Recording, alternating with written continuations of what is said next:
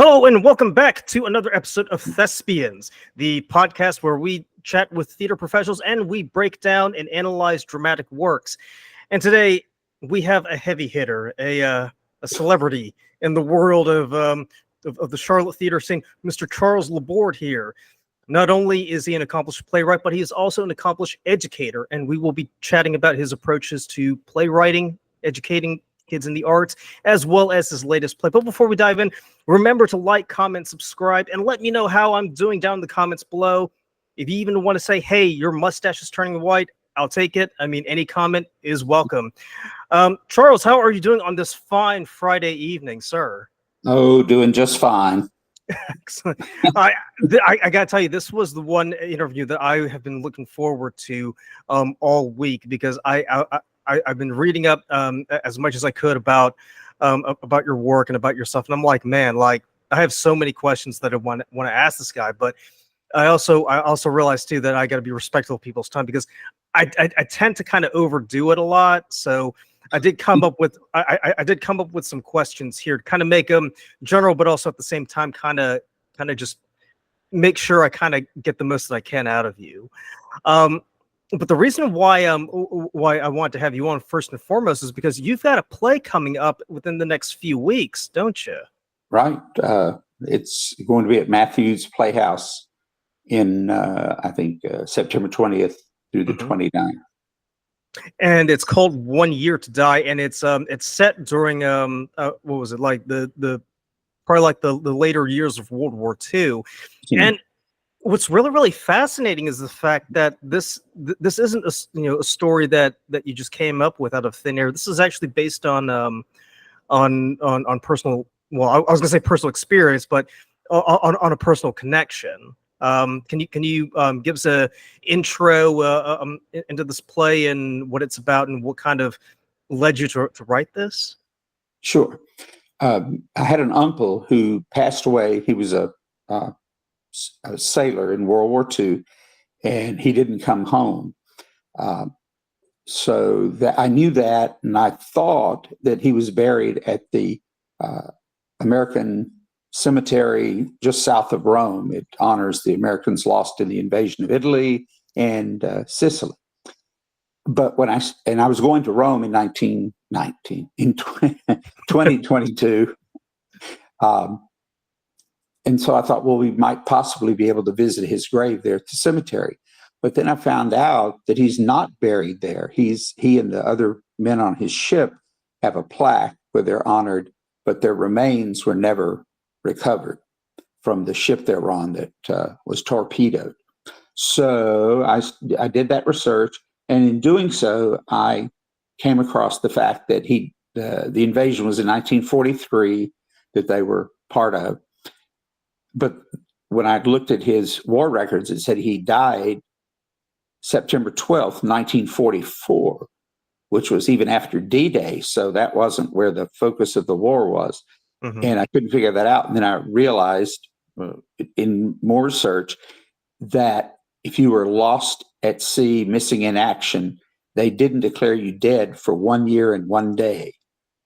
So that idea intrigued me, and I thought, what would it be like? What was the year like for my grandmother and grandfather waiting to get the official word that their son was dead?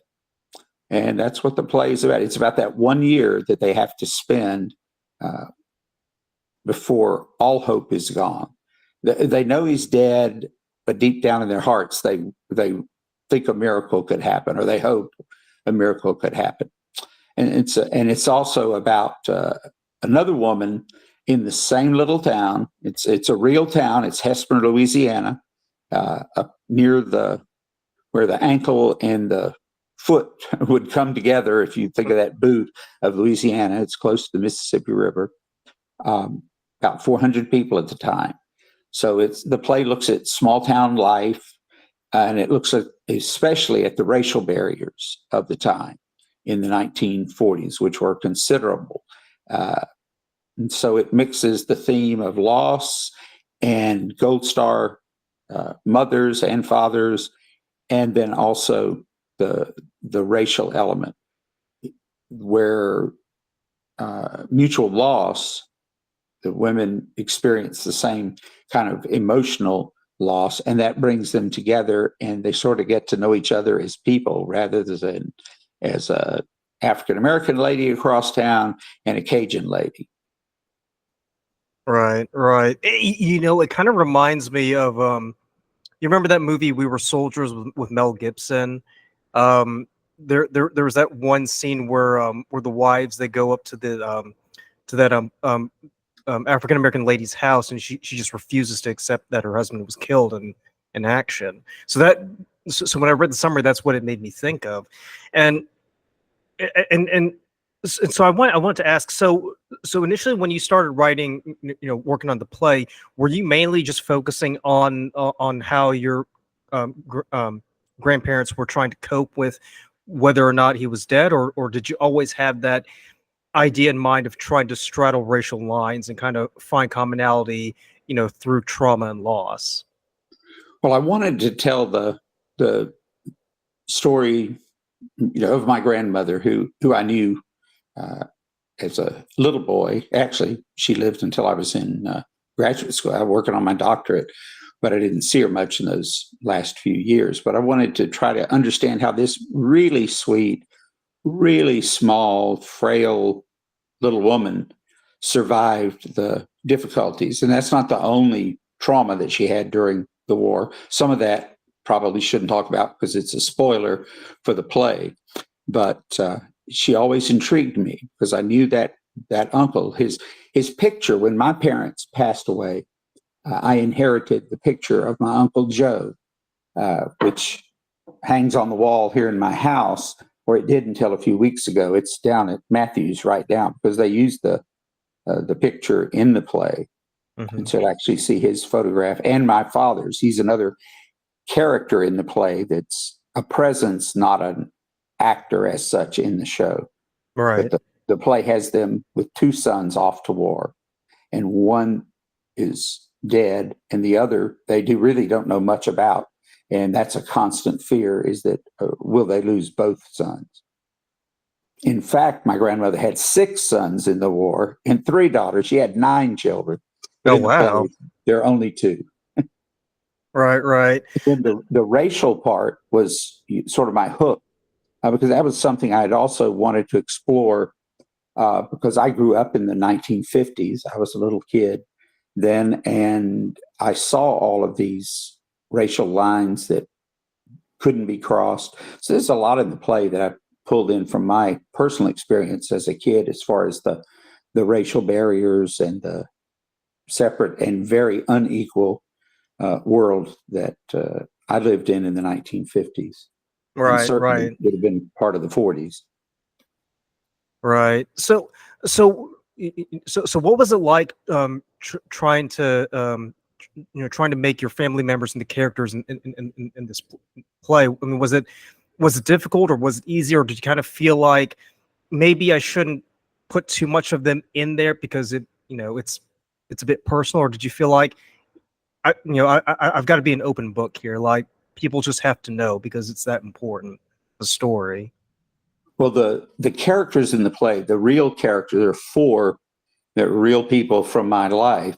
Of those 4, 2 I'd never met. They were dead before I was born. Right. So I had to come up. I can certainly extend the traits that I knew about my grandmother in working to create her character and imagine her at a much younger age than I ever remember her. The uncle is just a picture on the wall, so I had to, give him some traits, even though he's not a scene in the play. Mm-hmm. And then my grandfather, who's the Oscar character in the play, I never met him too. He passed away before I was born. So I patterned, he's probably the most complete character that I patterned after a real person. And that was, I patterned him after my father-in-law. A similar kind of person. He's doesn't speak much, but when he does, you listen. And he's a pretty gentle person, but if you get him upset, look out. And that was very much my father-in-law, and that's very much the way Oscar is in the play. We actually have a photograph of Oscar And for a Cajun farmer in the 1940s, he's extremely well dressed in the picture. He looks a little dapper. Well, we don't play that up in the play at all. But I look at that picture and think, gosh, I never saw my dad wearing a suit like that. But so you create real people, and some of the other characters are totally fictional. I mean, the play is just suggested by the idea that they lost the kid. Right, right. And I was going to say too, because I'm currently working on a story myself where I'm taking a character that my mother knew in her youth, and trying to imagine what he would be like had he lived today. So the biggest challenge, I think, and you could probably attest to this too, is the fact that you want to honor that character, the person that you've never met, but not having any personal connection with them or not knowing them very intimately. You kind of have to project what you think they might have been like had you Right. met them. Did you did you talk to anybody, or did you kind of remember any stories or recollections about your uncle that you kind of infused into the character, or did you try to make him as ambiguous as possible so people could kind of project their own ideas onto him? There's not a lot of information in the play about him as a person. You have to just use your own imagination to fill out the blank. He's a son. He's clearly loved by both the parents. They talk about him a few times in the play about when he was a kid. Mm-hmm. And we also get some aspects of the play where we see what he was like as a child. And so it's not a detailed portrait of him or the other brother, who is the second brother off in the Navy. We learned they have different personalities, but Hav was the younger brother, and so they lost the oldest son, and it's very much a work of imagination. You just make stuff up. Right. But I mean that's the skill of a good artist and a good writer, is to kind of just leave enough so you have an idea of who the person is, but then you can sort of fill in the blanks from there. So the play is set to premiere on the 20th, but but as I was looking over over your bio, I see that you've written several other plays prior to this, and the thing that strikes me is the fact that all of them are based on they're either based on historical events or historical people. The one that really catches my eye is is Unbound, for obvious reasons, because we live here in North Carolina. Are you are you just fascinated by history that you find stories that you think are compelling enough to adapt to stage? Like, what's that like? Yeah, every play that I've written deals, with one exception, deals with people in wartime. Mm-hmm. So and historically based. The play you just mentioned, Unbound, didn't start out that way. It was a straight play about the Wright brothers' experience on the Outer Banks, and seen through the eyes of a 12-year-old boy. And as I had people read it and the play evolved, it became a play about a downed pilot recovering from severe crash of his plane in World War I. Mm-hmm. And then the aspects of the play about the Wright brothers, which is the bulk of the play, are flashbacks as he tells the woman who's trying to nurse him back to health about what it was like, because he was there. So it's the idea that this one character was there at the birth of flight, and then he became a pilot, and then that was possibly going to cost him his life. And whether that was a good decision or not, maybe he should have stayed on the very isolated Outer Banks, which of course is a very different place in 1903 than it is now, Vacation City.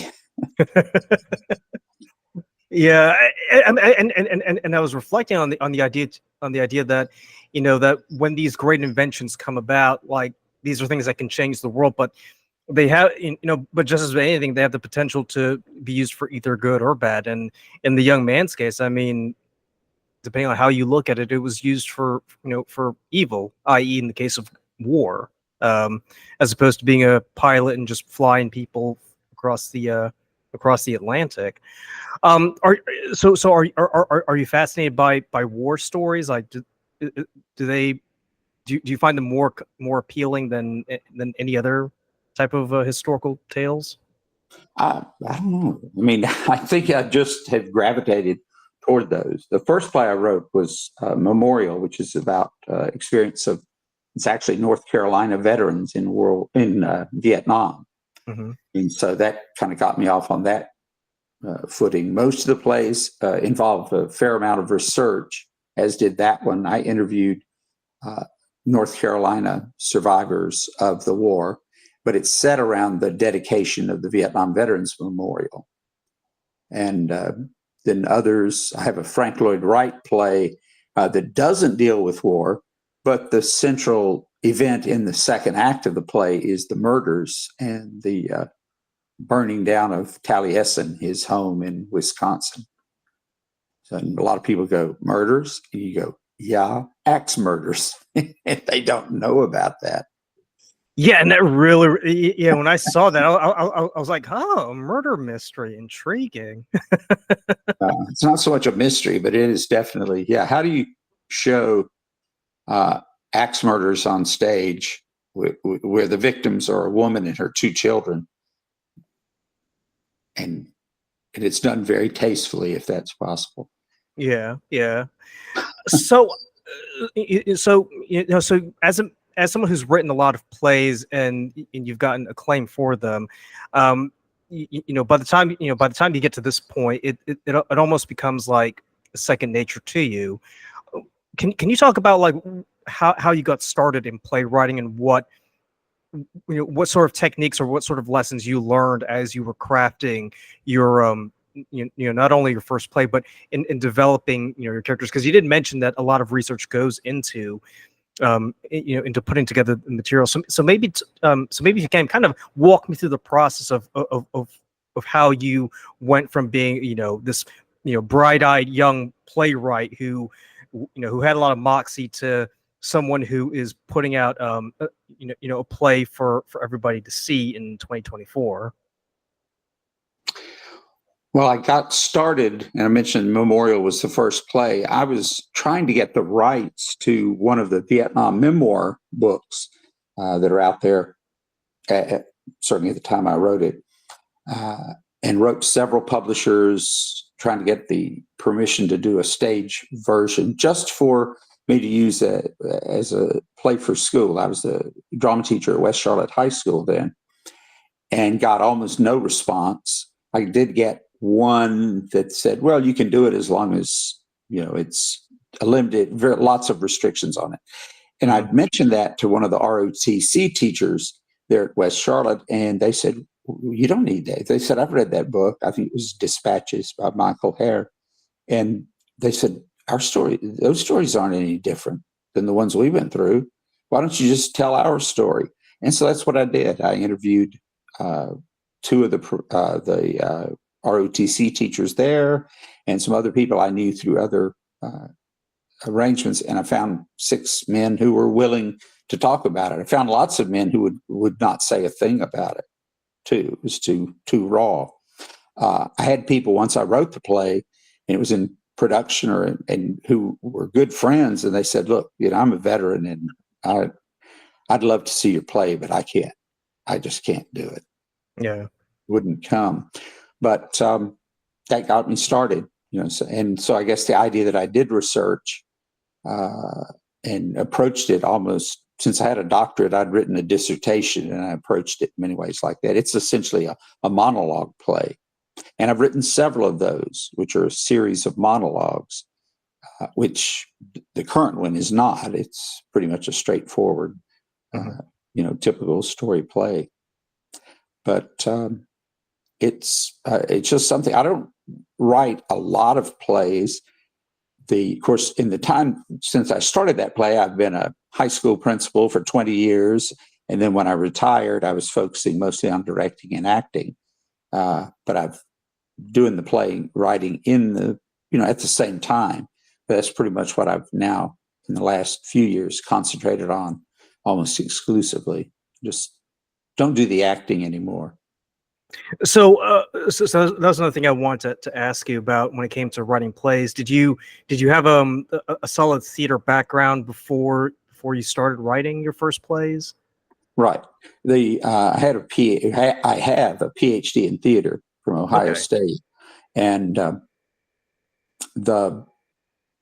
I think the best education for playwriting is reading a lot of plays, being in a lot of plays, and working on all aspects, because you really do have to try to figure out how you can get your vision up on stage realistically. That there's some things you can't do. It'd be difficult if you said, well, and then there's an earthquake, and then the rocket ship blasts off from the stage, and you go, yeah, how are we going to do that? So I've got some aspects of those kind of things in plays, but the quilt in the current play in 1 Year to Die, which is a central prop in the show, it's been built, sewn, made by 19 ladies who had to work on it to get it done for months. And they were talking about how difficult it was. And I said, well, it's funny. When I wrote the description of the quilt, it only took me about 30 seconds. It's like, so, but I think the best training is to expose yourself to plays as an audience member, as a reader, as an actor, as a props guy backstage, a dresser, all those, to see the various aspects of how it's brought to reality. And this is regardless of whatever kind of play you're looking to write. I mean, it's just being familiar with the way that theater works. In a way, it's kind of like if being familiar with the film set, really. Right. Okay. Yeah. Over the years, I've been asked to read people's plays, and I ask a lot of people to read mine too. But I've gotten or they'll approach you and say, "Could you read this?" And you get it. Okay. And it's a 5-act play, which of course nobody does 5-act plays anymore, but it's a 5-act play and it's 20 pages long. You go, don't think so. So most of my plays are pretty short, actually. Yeah, well, I was going to say, because I spoke with someone not too long ago, and they said, the best way to tell if someone is a new writer is to see how many acts they're putting in there, and I don't know if that's true or not, but apparently, like, the more acts you put in there, it's like, yeah, this guy clearly, doesn't know what they're doing. Is there any truth in that? You need to keep it simple. The audience only gets one shot at it. You say the line, and if they miss it, it's gone. So yeah, I think that's true. A lot of the plays that I read that aren't particularly good, certainly dialogue's a big aspect of it, but just the general story is they're trying to tell too big a story. What you need to do is tell that story in like a little piece of it. And it's I think the best thing you can do is to have other people look at it. Give it to people you trust and say, read this and tell me what works and doesn't work. And that's certainly been the case with the current play. It had a bunch of readers over the course of these 2 years, and it's still evolving. It's funny when you have a new play, the dialogue changes from day to day. I'll get a call from the director if I'm not at the rehearsal. This happened last night. I was at the rehearsal last night. They ran through the entire show for the first time. And when they were through, I walked over to the director, Dennis Delamar, and said, well, I'm going to go ahead and go if you don't, because they were going to do notes then for another hour or so. And he said, no, I have one note. I said, what's that? He said, in this speech, blah, blah, blah, blah, blah, I need you to write one more sentence. I went, okay. He told me. So I went home and added a sentence, and it made sense what he wanted. There was not enough weight given to one situation, so he wanted another. So I went home, I wrote the sentence, sent it back to him. He said, perfect. And then he sent it to the actor, who has to learn that line in the middle of a speech they've already committed to memory. So he said, she's going to hate us, but she didn't. She said she liked the line. So, and we'll change one word. I mean, that it evolves that way too. We've had, and I've relied on the actors. Corliss Hayes, Dr. Hayes is the African-American female lead. And there are some times in the show she says, honey, I would never say that way. And so I go, well, you know more about, what an older African-American lady would say than I would. The word in the play, I had her saying something about her son's dad, his dad. And she said, no, would never say dad. Daddy, yes, but not dad. So it gets down to that refined a thing, is changing the word dad to daddy. And then they wanted to have the Cajun parent use the same, say daddy, and in a letter from the son to the mother. And I said, there is no way an adult male Cajun man would call his father daddy. Never in a million years. So we had to change another word. That happens a lot. It's evolved quite a bit. There are at least 4 characters in I think there are 9 characters altogether in the play that weren't in the play in the first draft. Oh, wow. Yeah. There are people, the opening of the play is totally different from when my first draft of it, and someone in New York who is a very experienced director and very knowledgeable about plays and has worked on shows in New York and lived here in Charlotte for years. She said, the problem is that we don't know these characters before the ceiling falls on them. So we need to see them as people first. I'm like, yeah, good point. And then she said, a theme that runs through the play is, and she brings up a motif in the play. She says, if it were me, I'd use that to introduce these people. And that's exactly what I did. And I met her for lunch in New York and told her that's what I was doing. And she said, I'm flattered that you used my idea. I said, well, it was a damn good idea. So why not? Yeah. Yeah. So yeah, and that's the and that's the mistake I often make, is I always assume that once you write a play, that's it. But but really, it's not the complete product, but it's just a draft that keeps undergoing rewrite after rewrite. And I imagine too, like even the week of, I mean, someone might come up to you and say, well, I've got one little thing I want to tweak here. Like, has that ever happened to you? They've done that throughout the rehearsal process. They would say, well, I don't think, could I try that? But they always ask permission. And I'll either tell them yes or no. There was one, they were confused, and they said, well, he wouldn't do this because the time frame is wrong. This happens. And I said, no, it's not. It's 2 different scenes. They went, oh. They didn't realize there's a gap from one scene to the other. But yeah, they'll do a lot. We have the guy playing the priest. There's a priest in the show. And he has a prayer that he says, and then at the end of it, I didn't put anything, and he just ad-libbed, in the name of the Father, Son, Holy Ghost, and does the sign of the cross. And I thought, oh yeah, okay, I'll write that in. And then he comes back the next rehearsal and he does it in Latin. He said, because the Catholic Church was still using Latin universally in the 1940s. I said, good idea. So his wonderful idea about adding the sign of the cross to the end of it is there. And then his idea about, well, why don't I say it in Latin? So it's ensconced in the play now, his contribution there too. Right, because it's not only is it a collaborative process that the actors feel like they have a more vested interest in the work, but it also just makes it more authentic too. Because you're absolutely right. Like like I said, I went to Catholic school. Whenever I went to mass, it was always in English. So so the thought of things being done in Latin is a very foreign concept to me. But if you were living pre 1963, I mean, that's all. That's all you heard was just church services Oh, Latin. yeah. I had my little missal with all the Latin, responses that you had to give in mass, and Hmm.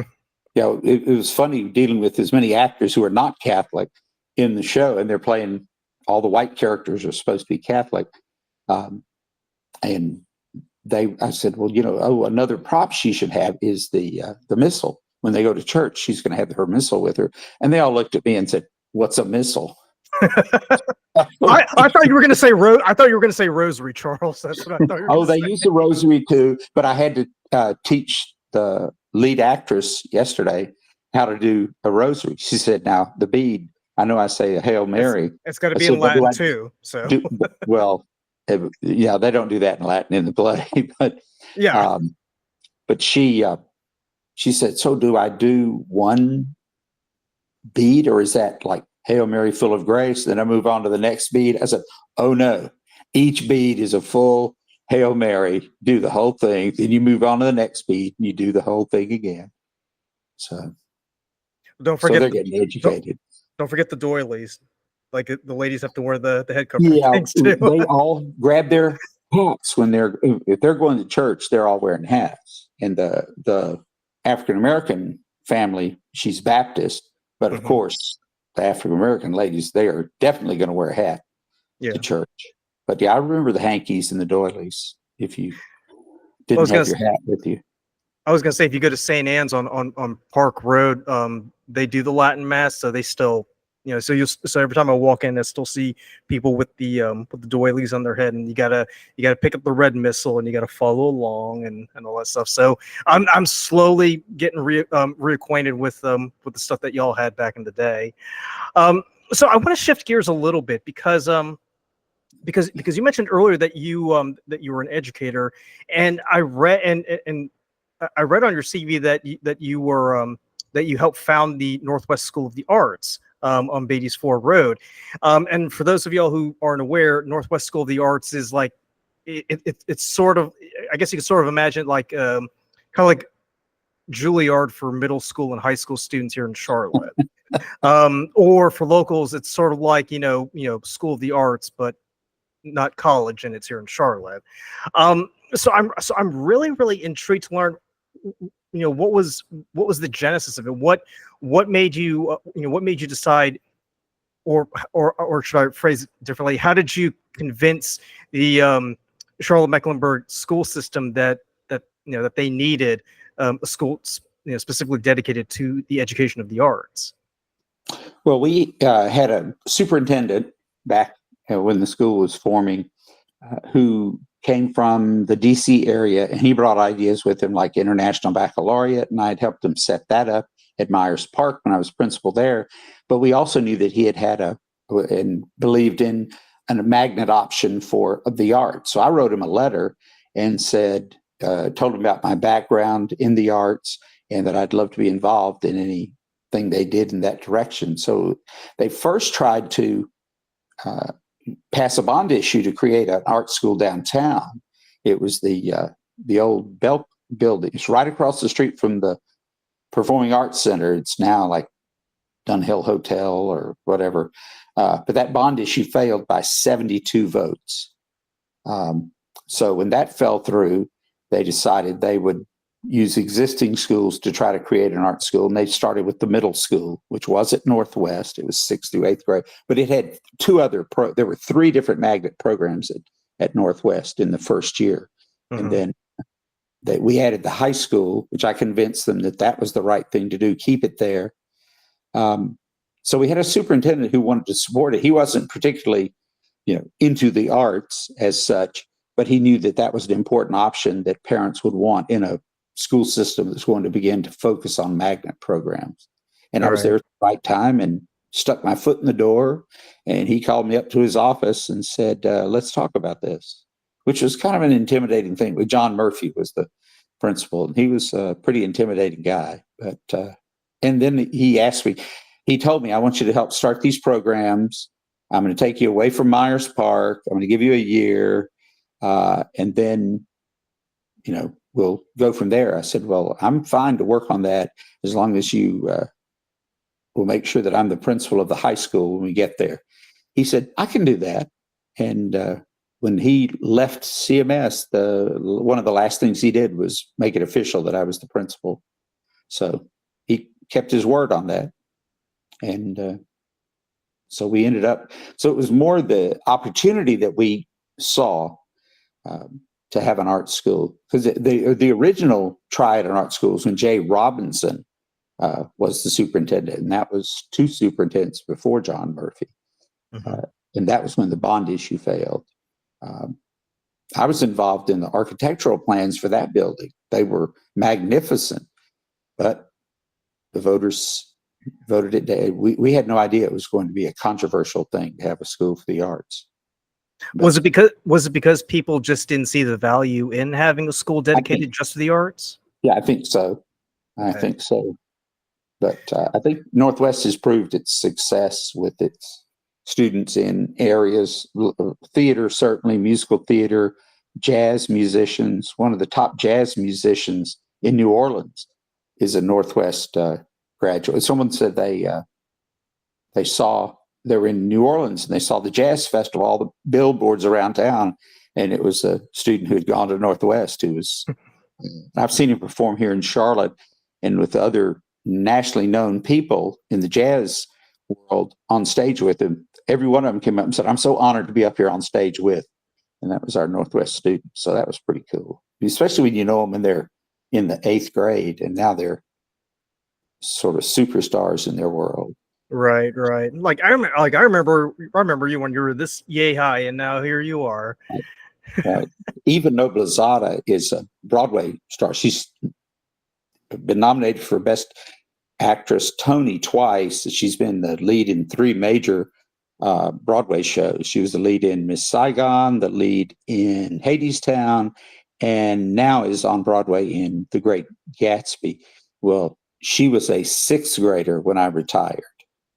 Oh, wow. So, and when I'd retired already, and she was in 12th grade by that time, and my wife and I got to go to a rehearsal because we couldn't, for the show they were doing, her last show, and she was not the lead, she was secondary lead.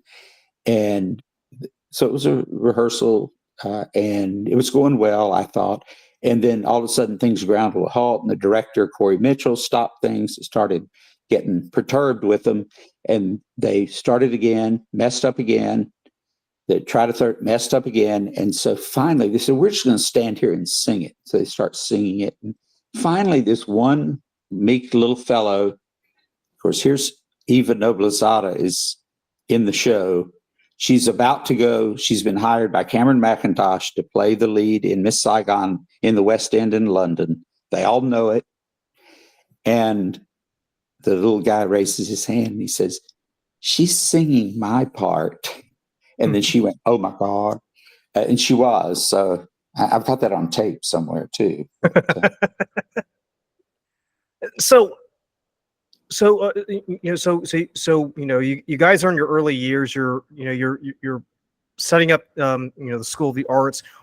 What was it? Can you talk about what it was like setting up the curriculum and trying to find the right people to fill the education roles in those programs? And what was it like just trying to build the program? Because I imagine I imagine there wasn't enough support in the beginning. That's why the bond issue fell through.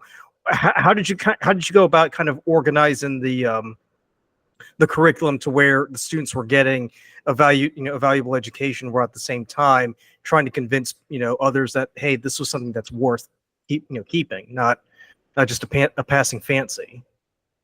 Yeah, what I did in terms of the hiring, the questions really, or the way to do it is to get the right teachers in front of the kids. Mm-hmm. And so we looked around the school system for the very best in their fields that we could convince to come to Northwest.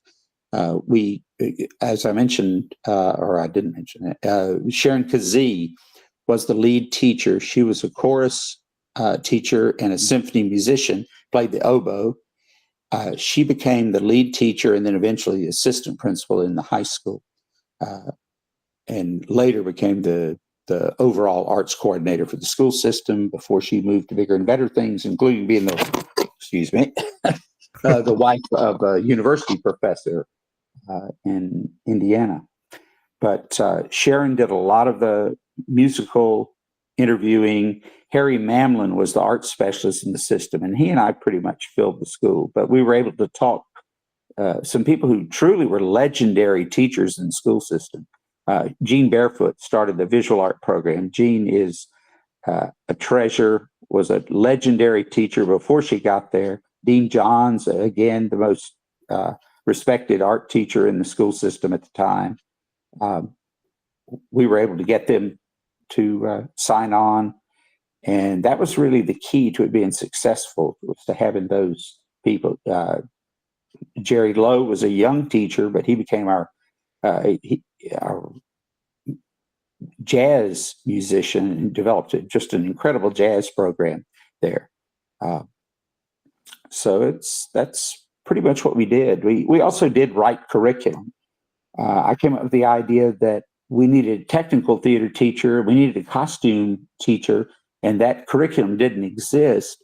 And so we got it approved by the state in vocational ed, because vocational ed is a great thing for a school because that doesn't come out of your allotted teacher amounts. The state kind of provides that. So that's like a bonus teacher. So we actually started and had the first school in the state with vocational curriculum in scene design and scene construction and costume design and construction.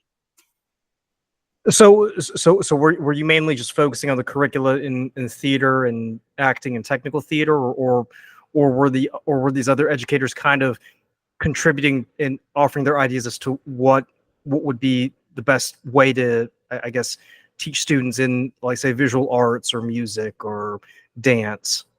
No, yeah, I mean, we had the best, I think, around in all of those areas. Dance, Linda Booth was our first lead teacher. She's gone on to, once she left teaching, she's gone on to be the go-to choreographer in town for so many high school musicals. You'll go to these schools that have enough money to afford her, and you'll go, oh, it's a Linda Booth show. So we had teachers like that, but in all areas, not just in, I talk about theater most because that's my background. Yeah, but, yeah. Like I said, Jean Barefoot and Dean Johns and a bunch of other magnificent visual art teachers. The dance program has continued to evolve. It's just a pretty exciting place. Of course, I have been retired from there for 16 years. Yeah. It's evolved, and I stay away. I don't go over there and hang out and say, "Oh, you should be doing it this way." I do. If I know about it, I'll go see a play or art exhibition or something like that there. But I was gonna say you must. Well, I was gonna say you must have, like, popped in, because they did name a theater after you, didn't they? They did. They named the theater after me. I think now the funniest thing, and actually one of the cast members in One Year to Die is a Northwest student.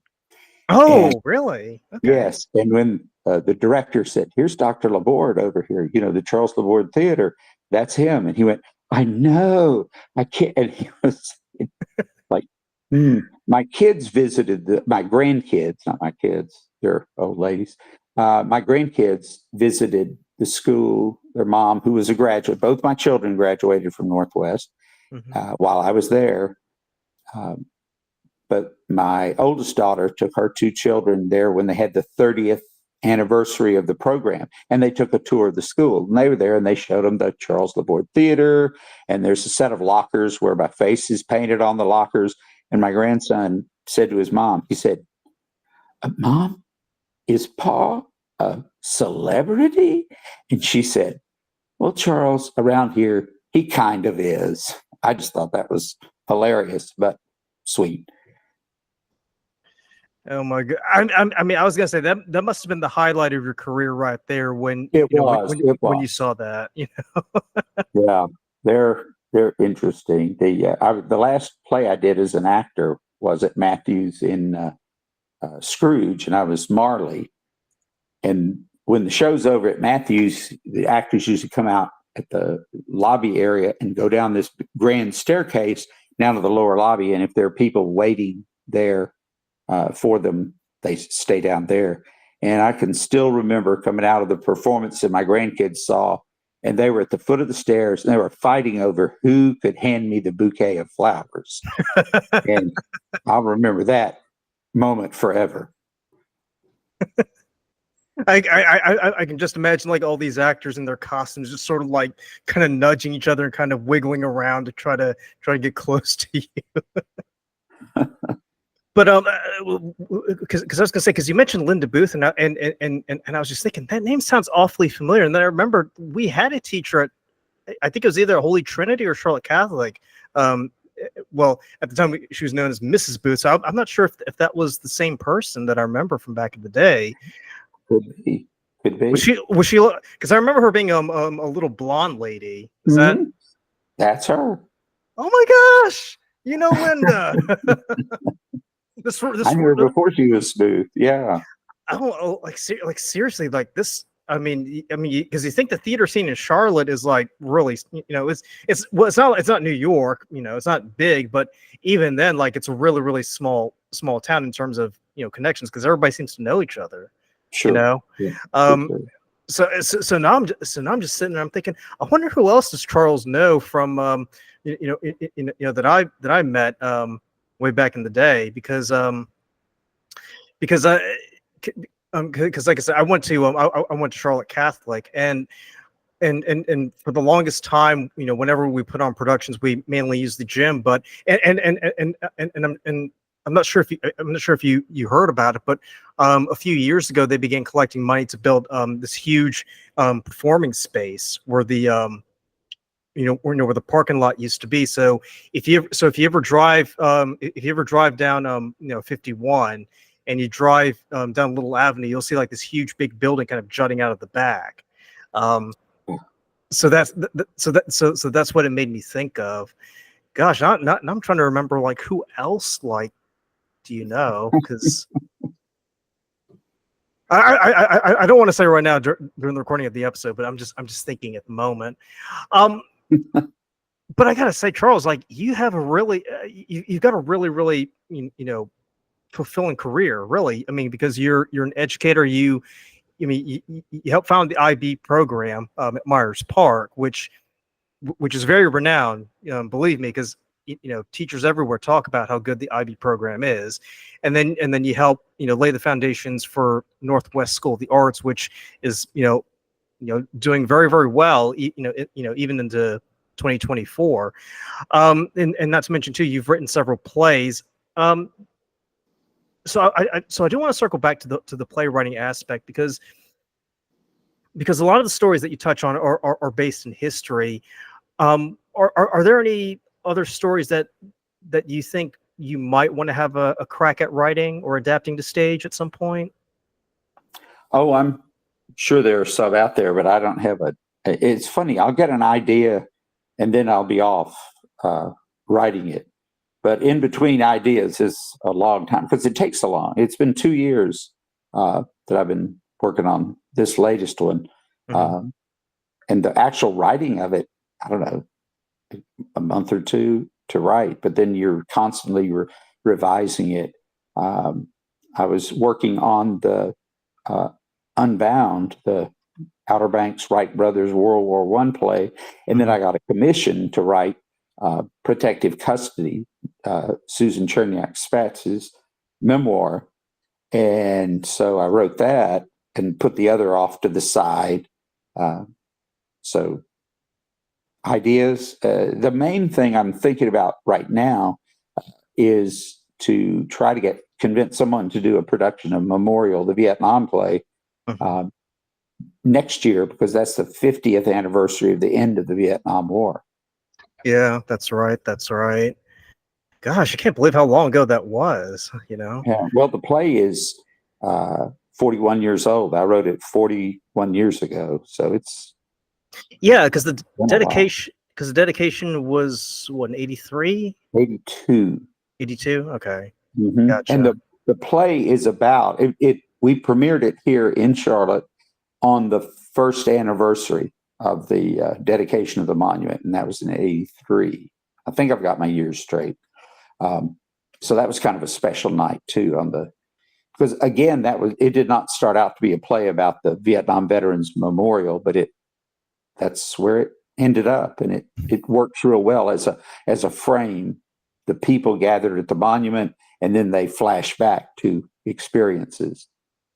Well, what's also what's also important too, because because the generation that took part in in the Vietnam War, they're slowly passing away. Like, Absolutely. so it's all the more important to kind of make sure that their stories are told so that people won't ever forget. Because and speaking from personal experience, because my mother, she lived, she was living in Cambodia in the 70s, so she lived through the whole Pol Pot regime and everything. Mm-hmm. So I can definitely understand just how important it is to keep those stories alive, because there are just so many important lessons that you can learn from them, and I'm gonna sound like an old person here, but I'm just gonna say it. I mean, my friends hear this a lot from me anyway. But when I look at the kids today, it just makes me shake. It makes me shake my head, because I'm like, these guys really don't understand what's been going on over the past 50 years. If they knew, like, they would be a bit more appreciative of what's going on. So I think that's why I would definitely love to come and see Memorial, because because it's just so important to make sure that the lessons and the stories told aren't forgotten, for years and years to come. I mean, it's just as important as when I first watched Ken Burns' documentary on the Vietnam War. It's like, he's not telling these stories from the top brass or anything. He's telling these, these are stories that are coming from like the ordinary people, the guys who were in the trenches, or and this ties back to your play. I mean, I remember there was that one one interview they did with the mother, and she was like, she would just go to the post office every day, and she would keep asking, how did they know if your son is dead? Do they tell you? And they're like, yeah, they would tell you if he was killed in action. So it's just so heartrending to think that with all that suffering, we've kind of become numb to it. So it's so important to just make sure that it's humanized, in a way that people can relate to it. So Charles, we're getting close to an hour, and I definitely do want to be respectful of your time. But if people want to learn more about you, if they want to check out your work, or if they want to follow you or connect with you, where can they do that? On Amazon. Where else? If you type in Charles Laborde, you'll get either me or a pretty famous French painter by the same name. Mm-hmm. So I'm not the painter, but you can go to the author page and follow, and there's probably about 8 or 9 plays on there. One, there are 2 different versions of Memorial from when it was first done. It was in a Reader's Theater handbook, as an example, and that's been in print for 40 years now.